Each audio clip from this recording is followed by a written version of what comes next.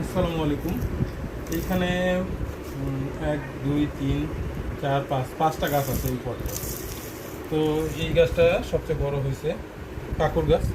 এই গাছটাকে আজকে একটা শেপ দেওয়ার চেষ্টা করব, তো সাথেই থাকবেন। তো আগে এই পাকুর গাছটা ডিফোলিয়েশন মানে পাতাগুলো কেটে নেব। আর এই তার আপনারা অনেকেই মনে করতে পারেন যে এটা মনে হয় তামার তার। এটা তামার তার না, অ্যালুমিনিয়ামের তার। এটা কিন্তু হালকা এবং সহজে বাঁকানো যায়।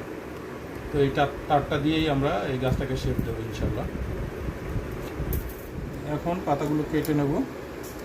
পাতাগুলো কেটে নিলে তারপর বোঝা যাবে যে আসলে গাছটাকে কীভাবে শেপ দিলে ভালো হবে।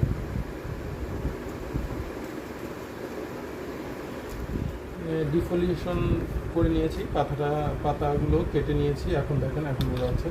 তো এই তারটা দিয়ে আমরা একটু লম্বালম্বি পেঁচিয়ে নেব।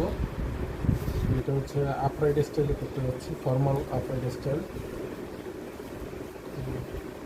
এরকম তারটা আগে পেঁচিয়ে নেব।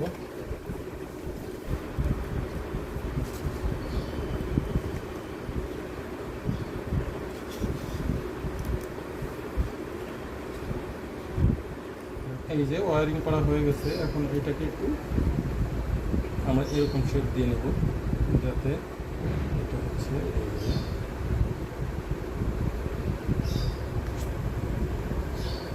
এইরকম আপরাইট স্টাইলের শেপ দেব। শেপ দিয়ে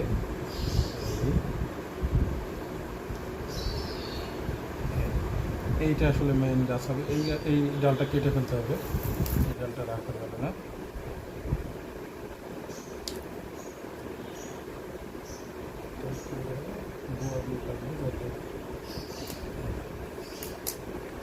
এই হলো সম্পূর্ণ গাছটা।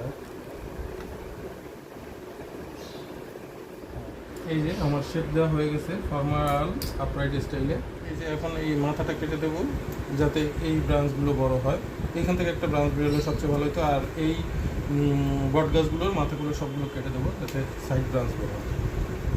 তো ধন্যবাদ সবাইকে। আসসালামু আলাইকুম।